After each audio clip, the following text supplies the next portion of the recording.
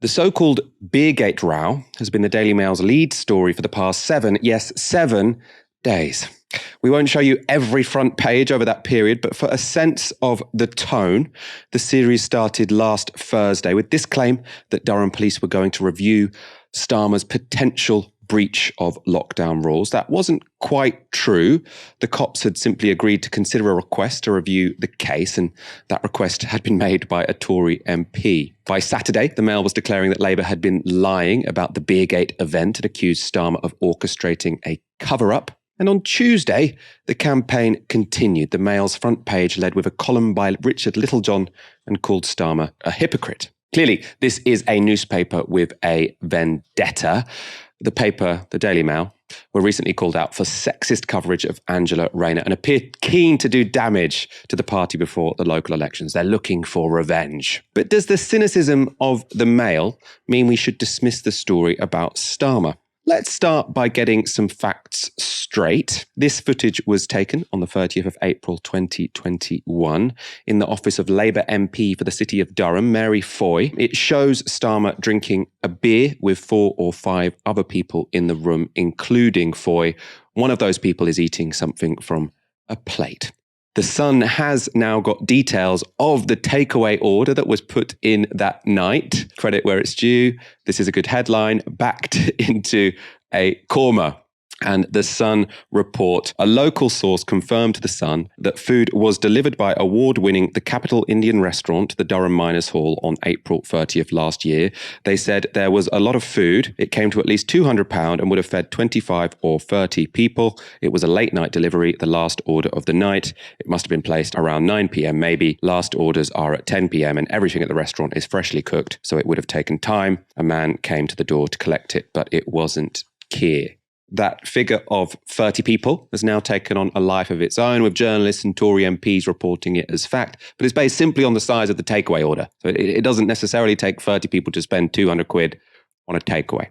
But of course, the key question is this: did any of this, however harmless it might look, break the law? On the 30th of April 2021, we were in stage 2 of the roadmap out of lockdown. Mixing indoors between people from 2 or more households was not allowed, except when, quote, reasonably necessary for work. And it was clear that socialising at work was also not allowed. Some Starmer allies have pointed out there was separate guidance for people involved in election campaigning after the 29th of March, in the run-up to those elections. But unfortunately for Starmer, that only allowed outdoor mixing. So it said, from the 29th of March, the provision for 6 people or 2 households to meet outdoors may support organisational work by campaigners and the holding of meetings outdoors. At this stage, there will be no change to the rules on meeting others indoors. In other words, except when vital for work reasons, mixing indoors was not allowed, which is why Starmer has tried to argue the curry and beer did in fact take place within the context of necessary work. That evening, from memory, we were doing an online event for members because we have this get out the vote thing for the last few days, which is to get members going. I was doing pieces to camera, which we pre-record to send out at other times. We were clearing documents, we were preparing for the next day, we were doing all the things that we have to do. This is what we do when we're on the road, because we're out all day. Now, we were in the office to do that work. At some point, this was in the evening, everybody's hungry, and a takeaway was ordered. It was then delivered into the kitchen of the offices. I mean, it sounds very much like a birthday cake at an event where people were working, which is exactly what the Prime Minister in Durham, all restaurants has said. A potential difference between the birthday events, that's Boris Johnson's birthday event, and Keir Starmer's curry, is that one was at the height of the first lockdown and the other was a year later. They were very different political situations. There's also much more evidence Boris Johnson is a repeat offender. But Keir Starmer's main defence had been that Johnson's birthday led to police fines and his curry didn't. And given that context, it's no surprise that Tory politicians have been pressuring Durham police to reopen investigations. That includes Nadine Dorries. She tweeted, "We are expected to believe that a curry and beers arrived for about 30 people at 10 p.m. and this was a break for a work meeting. No reasonable person believes Labour's story, so why do Durham police? And what were they told?" On this question of what the police think, Starmer didn't exactly help himself with this performance on Tuesday. We are in the midst of a local election campaign, lots of claims, counterclaims being made throughout this. One of this is about, and it's a long-running issue, about whether you broke the rules during lockdown. And I just wondered if you could clear up something for us. Has there been any contact with you or your office from Durham Police since Conservative MPs called for inquiries to be reopened? We were working in the office. It was just before elections. We were busy. We paused for food. No party. No rules were broken. That is the long and the short of it. All that's happened in the last week is that with local elections on the horizon, local Conservative MPs have decided to chuck mud.